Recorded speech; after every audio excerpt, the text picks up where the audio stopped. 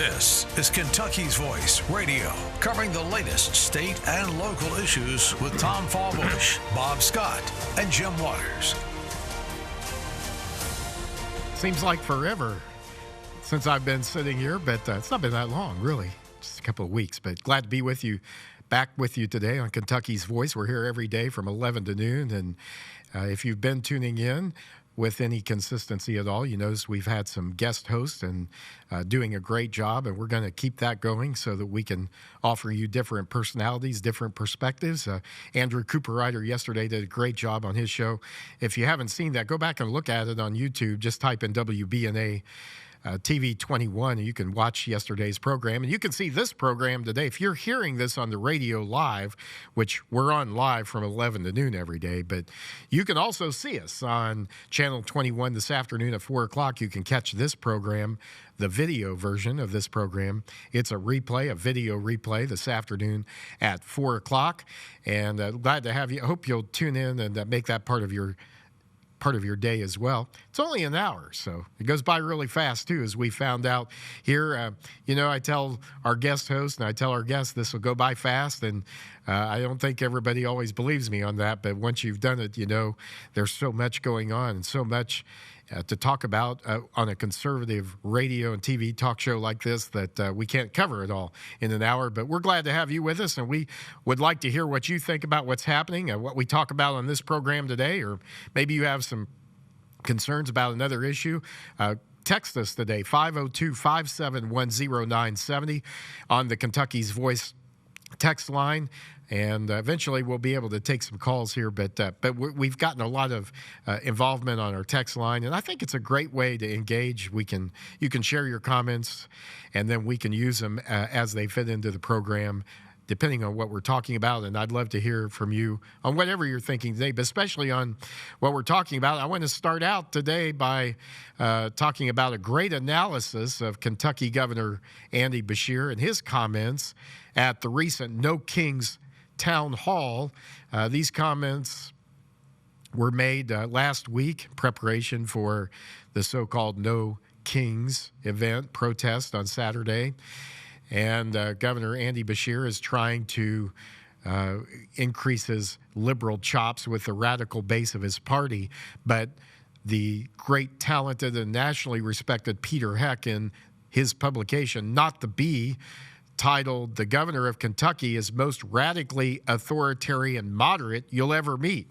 And that great picture there that you saw appeared in that column as well. But Peter Heck writes, if the Democrat Party were truly interested in winning back the presidency, they would stop elevating the fringe and look towards what is popularly understood to be their more moderate wing. In short, less AOC, less Newsom, Whitmer, Buttigieg, and Harris, more Shapiro, more Kelly, more Beshear. That last one, he says, Kentucky Governor Andy Beshear continues to be an enigma, not because he has been all that influential, popular, or effective, but because of his ability to navigate the staunchly conservative political environment of Kentucky to win 2 terms as the state's governor as a Democrat. Consider that this last week, Beshear appeared at a national town hall that featured more than one radical leftist, Al Sharpton, Randy Weingarten, and Leah Greenberg.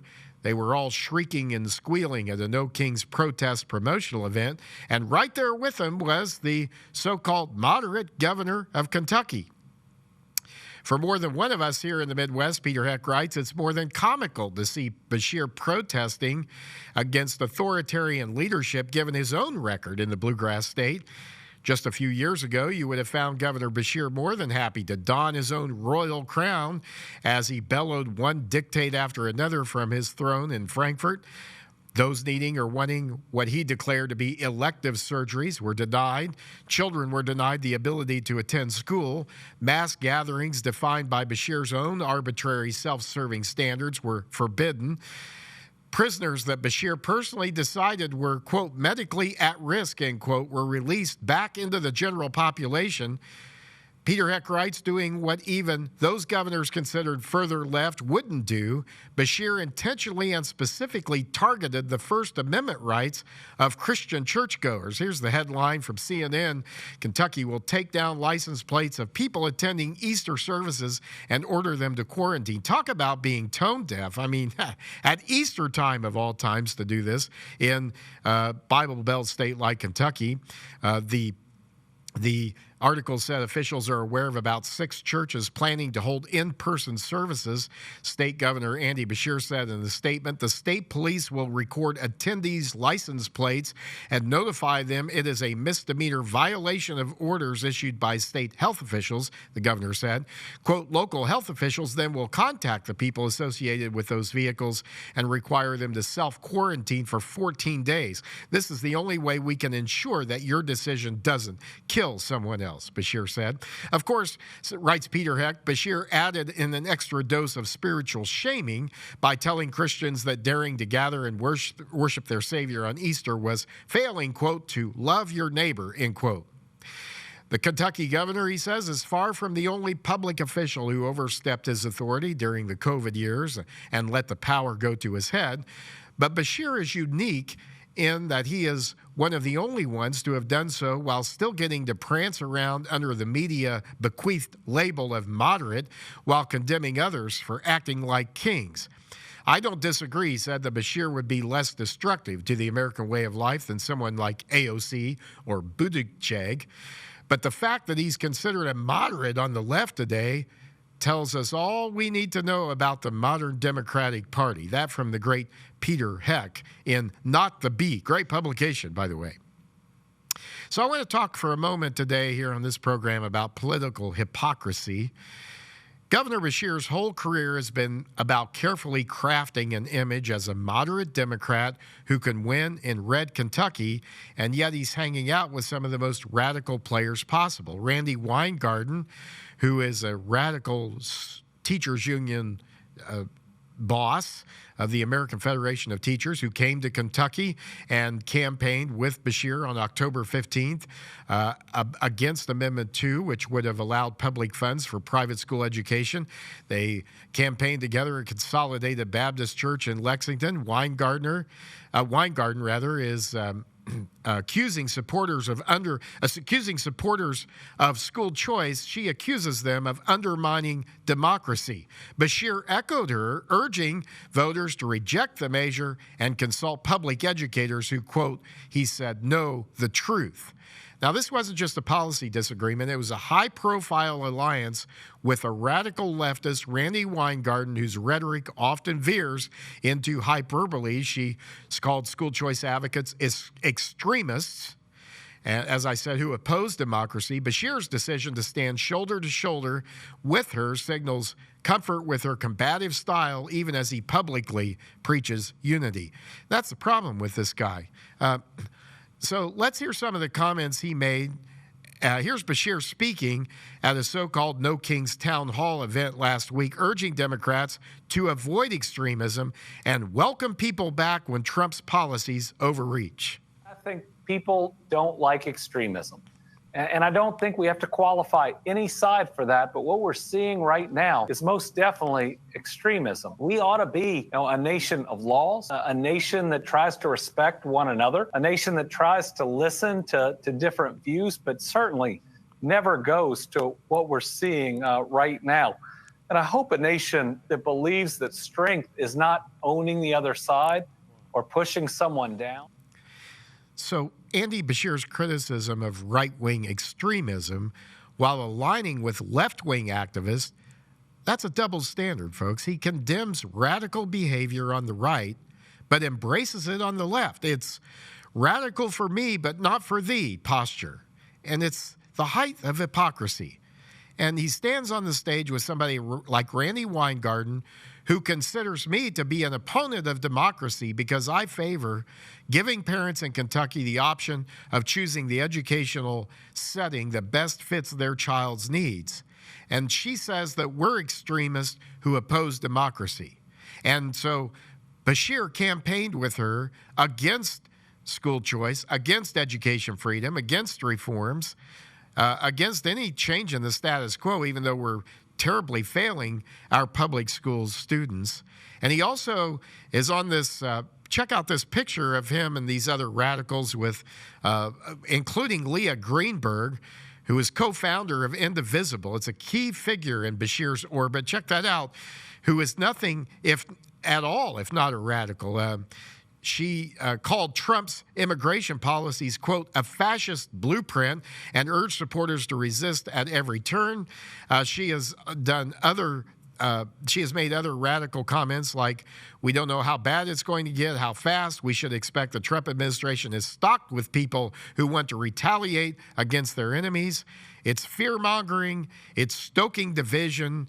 And she's all about that. She's all about that. And also on X, posts like those from at Hadamali02 and Jay Nada labeled Greenberg and Levin radical communists behind the No Kings campaign, accusing them of funding LA riots and promoting anti-American agendas.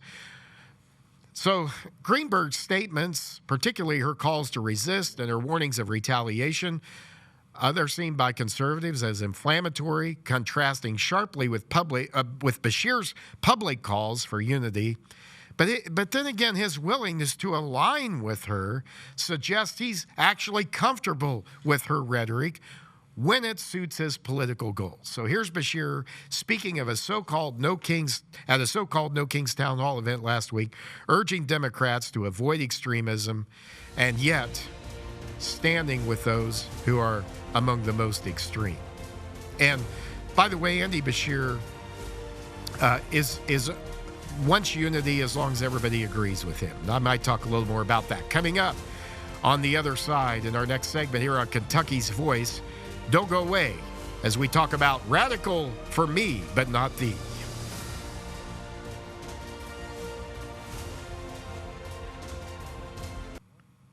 Now, back to Kentucky's Voice Radio, online at kyvoice.org. Radical for me, but not for thee. That's Andy Beshear's modus operandi these days.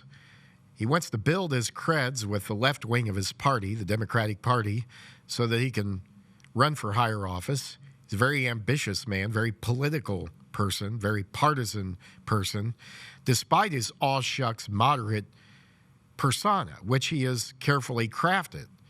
But at some point in time, the real Andy Beshear is standing up here. And what we're finding is that his criticism of right-wing extremism is not matched by his action. So his talk is cheap. His talk is not really where he's at, apparently, because he's appearing in town hall meetings with radical leftists like Randy Weingarten and Leah Greenberg of Indivisible and the Reverend Al Sharpton and other radical leftists and activists. It's a double standard, folks.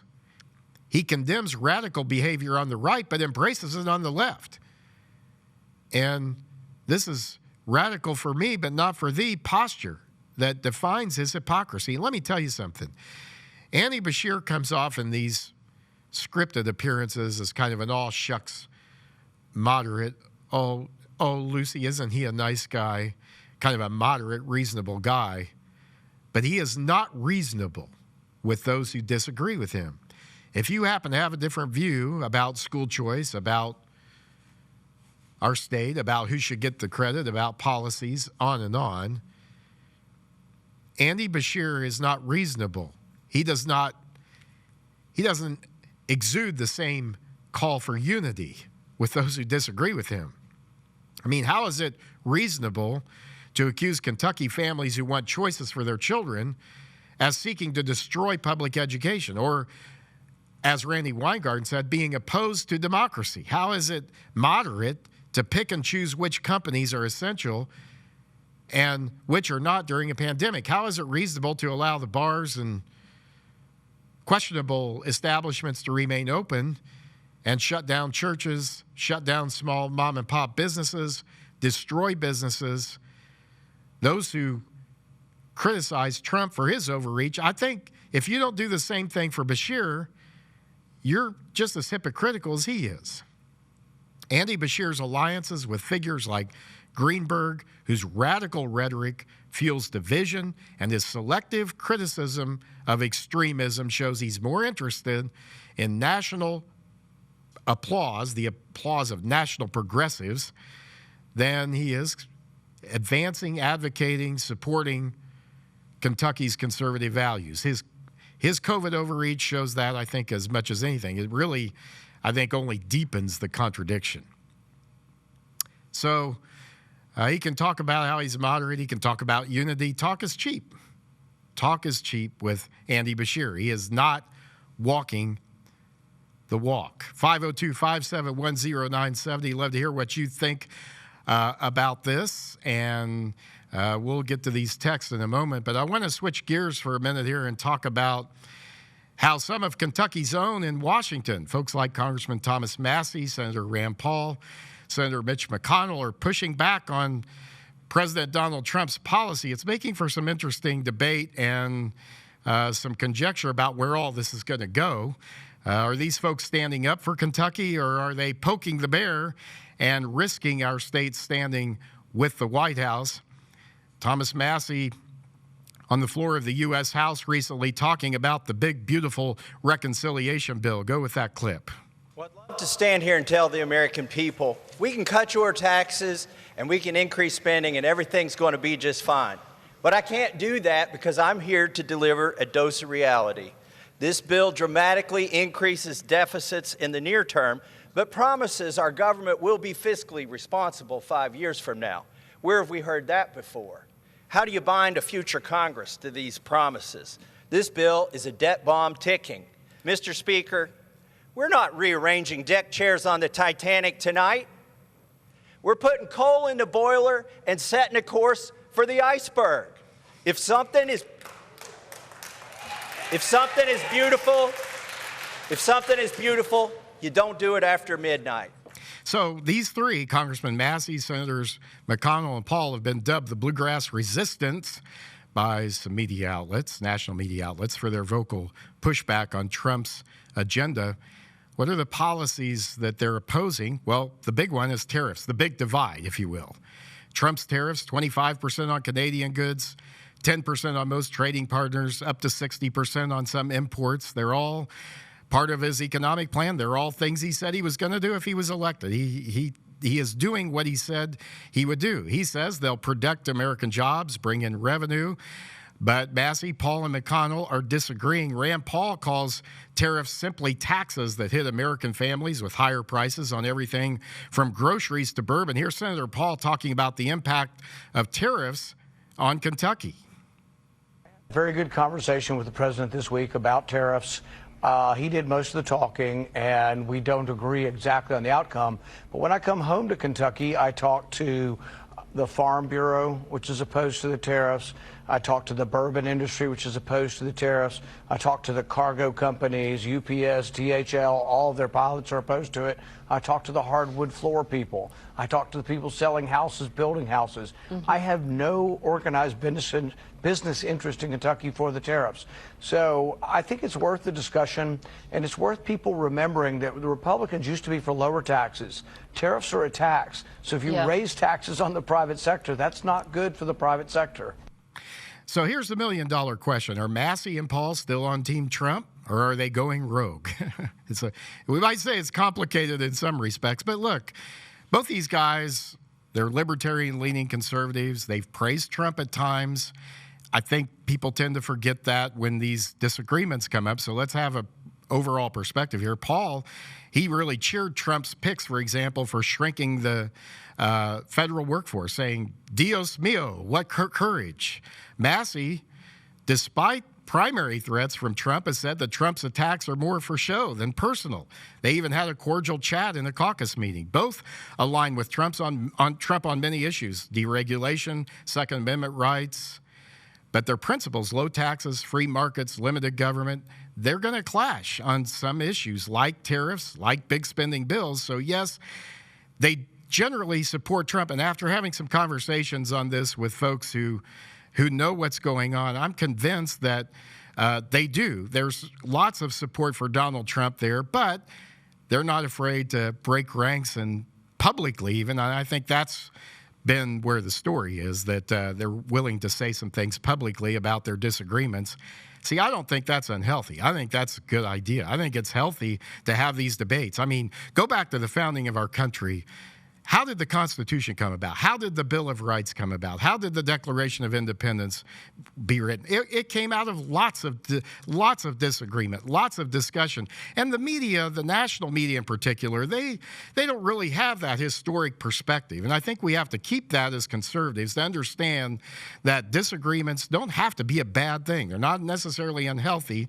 And I think that what we have here, people on the same team, people in the same family, if you will, maybe having some disagreements within the family, and I think that can be healthy. Now, the problem would be is if this hurts Kentucky. Will this hurt our state?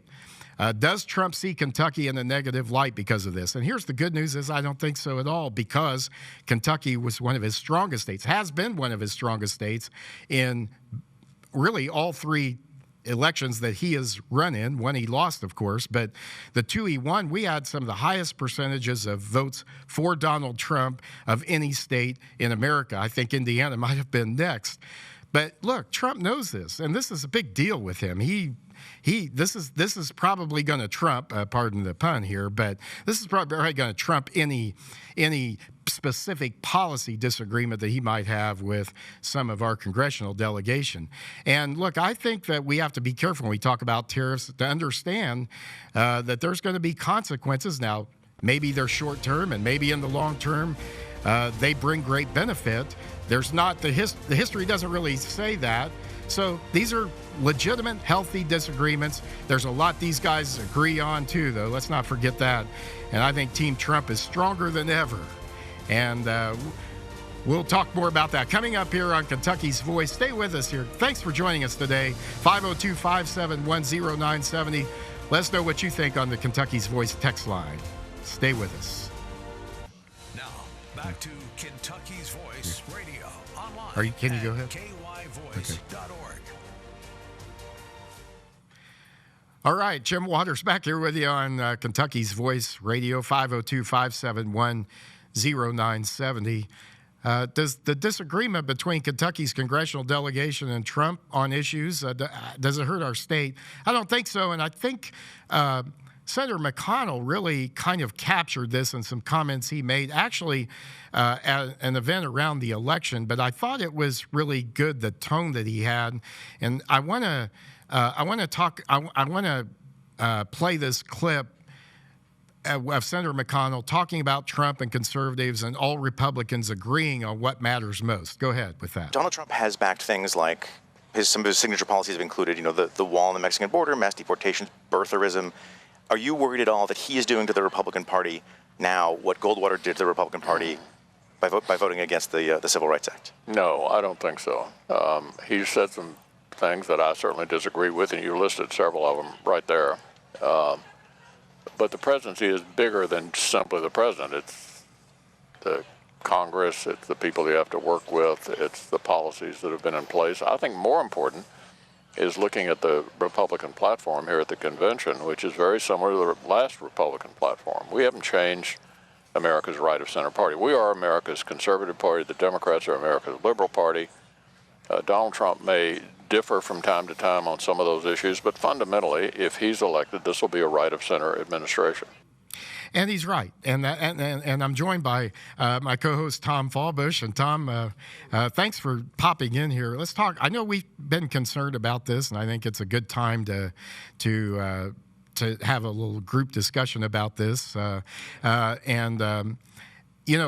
think that's an important point that Senator McConnell made. And that, I think, I know people have issues with him and don't think he's strong enough on some things. But, you know, at times I think there's something to be said about a little bit of calm and perspective on what's really happening. The perspective here is, as he said, the platform has not changed. The platform of the party, and I think that's really important because that's really where the major priorities are. And we may have these disagreements. We're going to have disagreements. Not everybody's going to see the world the same. I mean, look, if Thomas Jefferson and John Adams had disagreements, you know, I think it's okay for Senator Rand Paul and Donald Trump to have disagreements, you know, but I think it's important that, you know, the priorities remain the same. What are your thoughts about what you're seeing? Well, yeah, you know, it's funny, I was just talking with a colleague.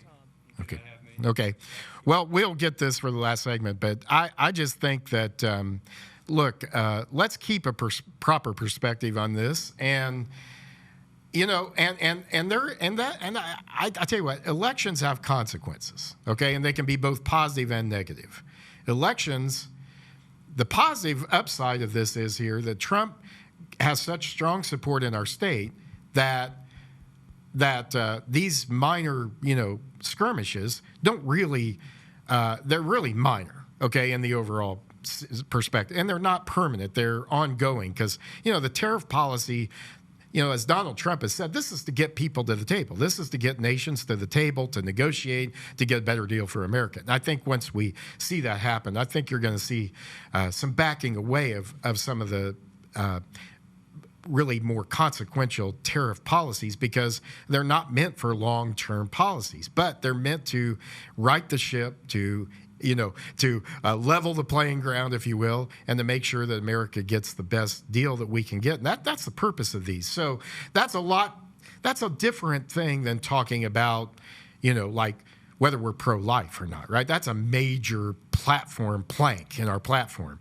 So that's a big difference. And I think it's really important for folks on our side of the aisle to keep that in mind. And, you know, just to remember that, and I think it's it makes Kentucky that much more interesting. You know, we have an interesting political environment here anyhow. I mean, even if Trump wasn't involved. I mean, we've got a Democratic governor who won re-election in an election that actually made the legislature even redder than it was. He's a Democrat. He wins re-election. He wins election, first of all, in a state with a supermajority of Republicans. He wins re-election in a state, in an election that makes the legislature even redder, even more conservative. And yet, then we have the state that goes so strongly for Trump, one of the strongest, highest percentages of the vote for Trump in the nation among any state, with Indiana being right there with us. So this part of the country, very strong, pro-Trump part of the country. And yet we have these guys, Senator McConnell, reelected many times. Senator Paul, reelected many times. Congressman Massey, reelected in spite of Donald Trump's threats of primaries. So here, what we've got here is the voters speaking loudly, saying, you know, we want to have healthy debate. We don't want everybody being a yes guy. We don't want everybody being a rubber stamp for policies. And it's okay to have disagreements, but on the big things, we want you to agree. You know, lower taxes, individual freedom, you know, pro-life, pro-family, pro-gun, you know, Second Amendment. That was one of the things that came out of these, the Bluegrass dynamic trio here. They all agree on these things, and I think we have Tom Fawbush now with us. But Tom, thanks for popping in here for a few minutes. Absolutely. Jim, go great job today setting this up and sort of framing the issue. And you know, I guess a lot of it depends on too is how you view the current moment we're in.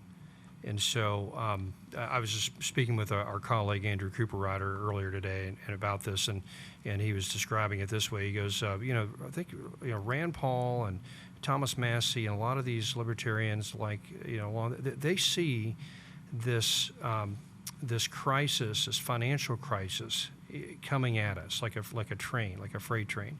And about 10 years out, you know, maybe the country's just going to implode financially if we don't do something now. And that, in their mind, that is a huge, huge concern, and that's the crisis that they feel like we need to address.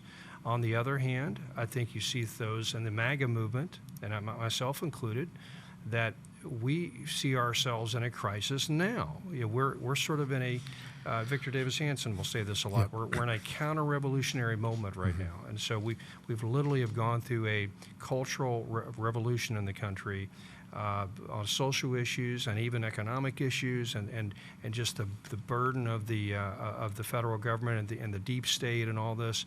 We are at a crisis moment now, where we need all hands on deck in order to deal with it, because we have such a weight, such a headwind of this huge apparatus of elite capture of all the institutions and government. And so we need all hands on deck. And Paul and Massey, you are being counterproductive. Well, what's that mean, though? All hands on deck, what's that mean? Does that mean we don't have any debate or disagreement? Exactly. No, I don't think so. Exactly. Here's from our Kentucky's Voice text line.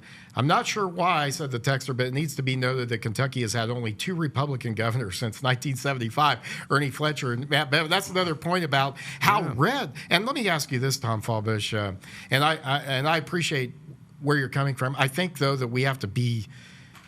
I think it's healthy to have disagreement so that we get the best outcome, especially because, as you said, we're facing some real serious, some would call a crisis, some would say a very serious situation. Here's the thing is, though, and I think to Massey's point that he made in his comments, he really does want to see, he does understand that we're in a crisis. He would say, I understand we're in a crisis moment, and that's why I'm pushing that just talking about cutting spending of government isn't enough. You've got to actually do it. You've got to actually show that you're doing it. So I think there's a lot of agreement on that we're in a serious situation. I think where we're at in that, there's probably some differing of opinion. But let me ask you about that in terms of being such a red state, And it seems like the voters, Tom, here, they've sent Rand Paul back.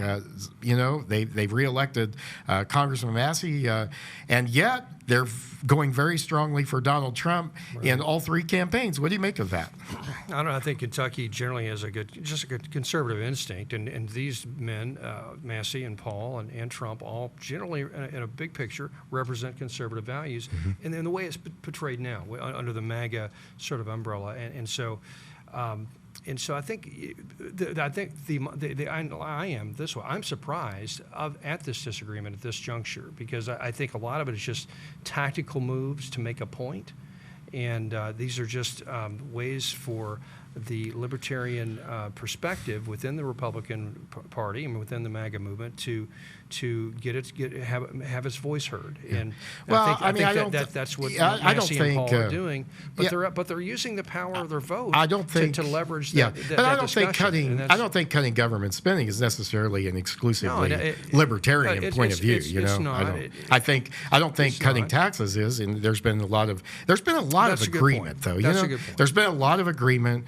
The need to cut government spending and waste, where the rub is coming in, how we do that, how fast we do it, what it should look like right now, and how far we should go. And how far we should prioritize it versus other issues. Yeah, another question before this segment's up, because in the next segment I want to talk about Fayette County public school taxes. But in this segment, what about Kentucky? We have this Democratic governor who's increasingly aligned himself with radical leftists. I mean, overtly, he's not apologized for it, and yet he still keeps talking about unity and about coming together. There was an article yesterday in the what they call Not the Bee. Yeah, I read it this morning. Exactly. Yeah. And it's amazing that Beshear is getting that national coverage, and it's a great article because it really nails it home.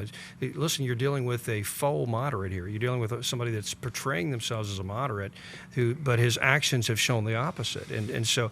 And he's more draconian, more authoritarian than most governors, than all the governors in the U.S. when it comes to certain issues like, hey, I'm going to put the power of the state, and I'm going to take down your license plate if you go to church, and we're going to quarantine you for 14 days. Quick question on that, though. Do you think people, the persona, right? Do you think? I think people sometimes forget they have a very short political memory.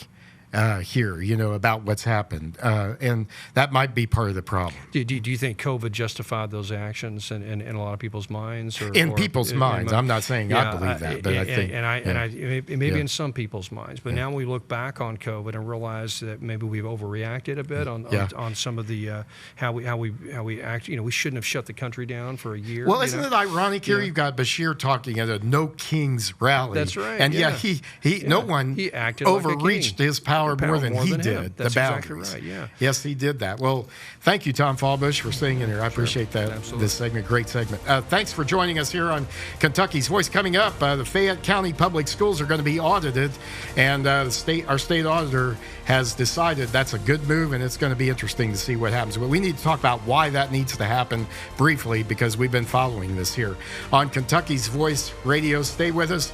Don't go away. 502-571-0970. We'll hear from you. We'll catch up on our text, too, before this show's over. Thanks. Now, back to Kentucky's Voice Radio, online at kyvoice.org. And Jim Waters back with you here on the final segment of today's Kentucky's Voice. Thanks for staying with us. By the way, you can catch this show this afternoon at 4 p.m. on WBNA Channel 21, and it's video replay, so you can both hear us and watch us, and I hope you'll make that part of your day as well. But thanks for being with us here live on the radio each day.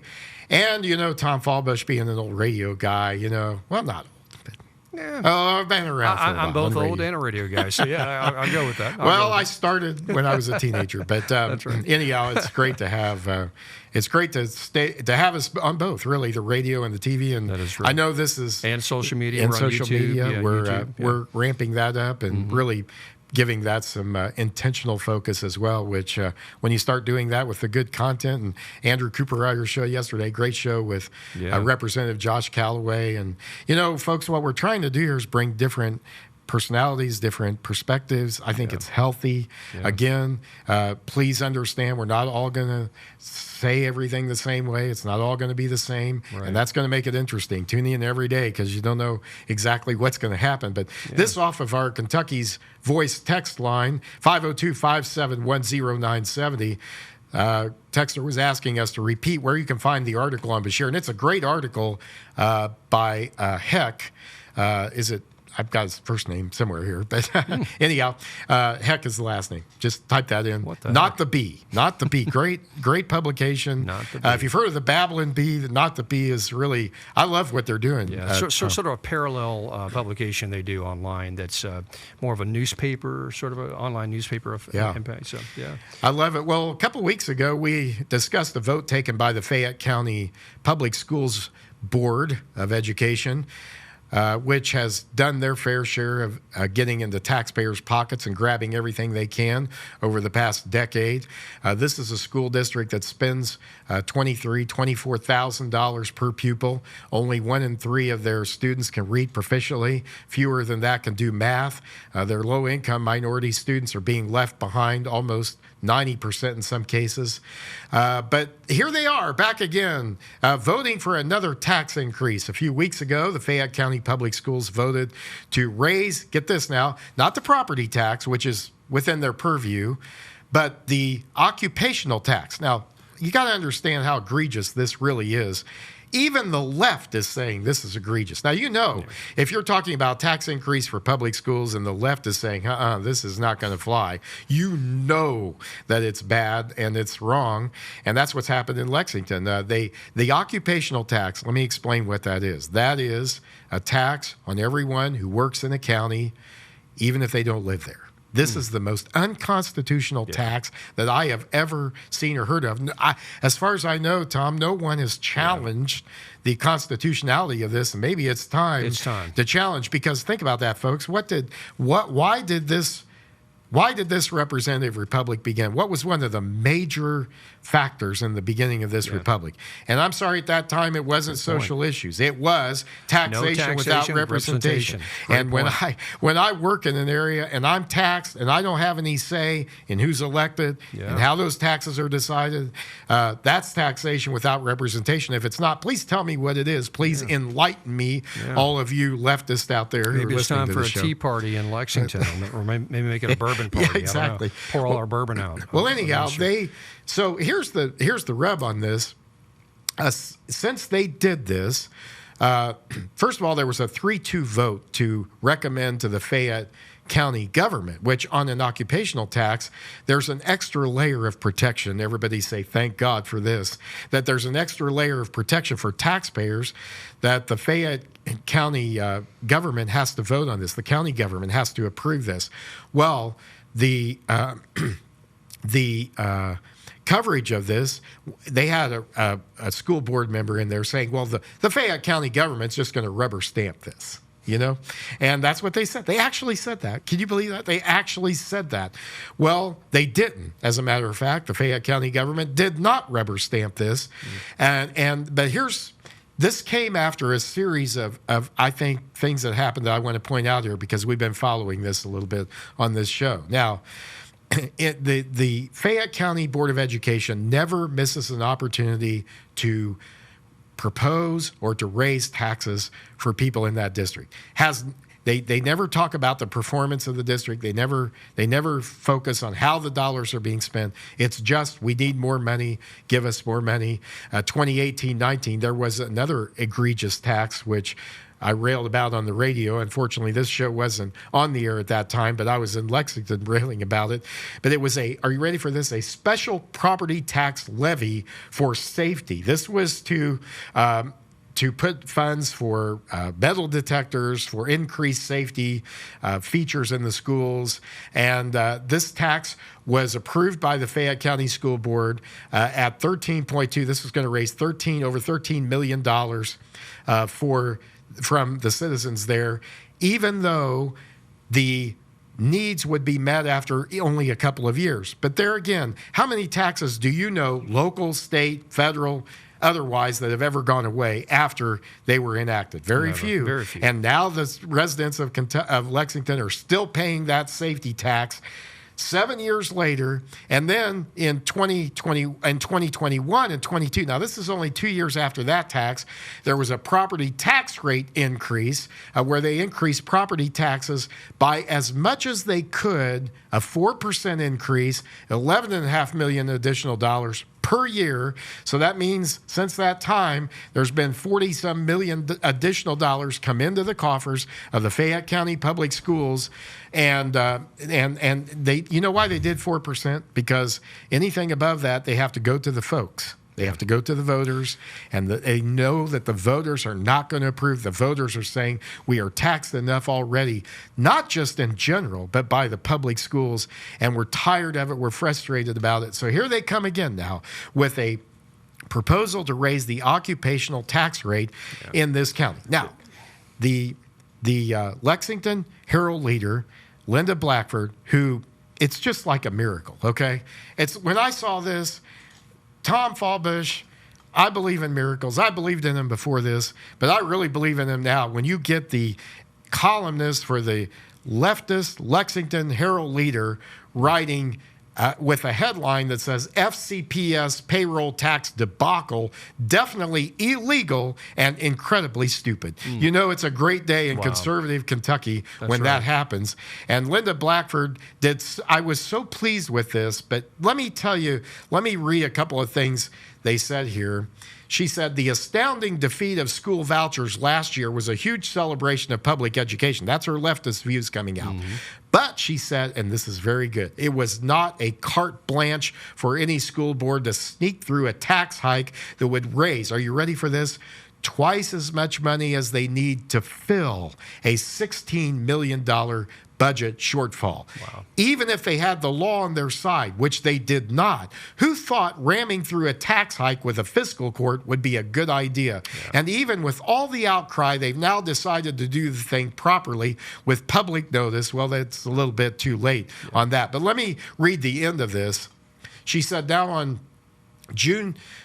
This was before the local government said we're not going to do this. On June 23rd, they will pass with the same 3-2 vote, and a recall will immediately be in motion. And while Fayette County has always loyally supported tax hikes for schools and loyally defeated any recall efforts, the opponents will have a real shot this time around. That's not all, she said. Fayette's ham-handed handling of this nonsense has brought the Eye of Sauron beaming straight from Frankfurt into the John D. Price administration building. The state GOP is still smarting from the Amendment 2 loss, so picking a fight with state leaders who already have public education in their sights is idiotic. Think things are bad now? Wait until Auditor Allison Ball gets through auditing Fayette school finances. Then Tyler Murphy, that's the school board chairman, will probably write another Facebook page blaming everyone but himself. Now, the point here is, well said. The point, and since she wrote that, the auditor announced that she's going to do an audit on this. And here was the big red flag for her was they are saying we have a $16 million budget shortfall. This is how school boards operate in our state too many times, including here in Jefferson County. That's right. They're saying we have a $16 million budget shortfall. This is what they said. This is according to the school district. But they're going to implement a tax that would raise twice as much as that. Yeah. And even the leftist Herald Leader opinion writers. Because we've ran this so well that we deserve twice as much as what we've already spent. It seems like, Jim, this is just another way for these blue cities, these big Democrat-run blue cities, to mitigate the problem of people leaving these cities, and so the occupational tax specifically. And so, okay, you want to leave Fayette County and go live in Midway, Kentucky, but still work in Lexington? Well, I'll tell you what, we're going to tax you anyway just for working in Lexington exactly. now. So don't think you can get away from us. We're going to get you where you live, and that's right. You're totally unconstitutional. In fact, the chairman of the Fayette County School Board, are you ready for this? Does not work in Lexington. There we go. He teaches in Lexington. In Danville. Oh, really? But he's the school board chairman of the Fayette County Public Schools. We can't make this stuff up. This is too good. Let me say this though. I want to give a shout out to Auditor Allison Ball because I know there's a lot of political pressure not to do anything that would quote unquote make our public school systems look bad. Let me be clear about this. Auditor Ball is not going to do that. Whatever she finds, it's not going to be her making the school district look bad. It's going to be her allowing the taxpayers to see what's really happening with their hard-earned dollars.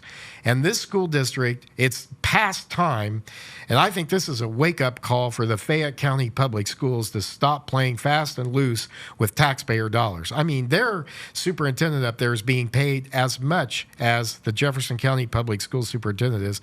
Their school district is half the size, but they've got to keep up with the Joneses. So it's not about, here's the problem with that.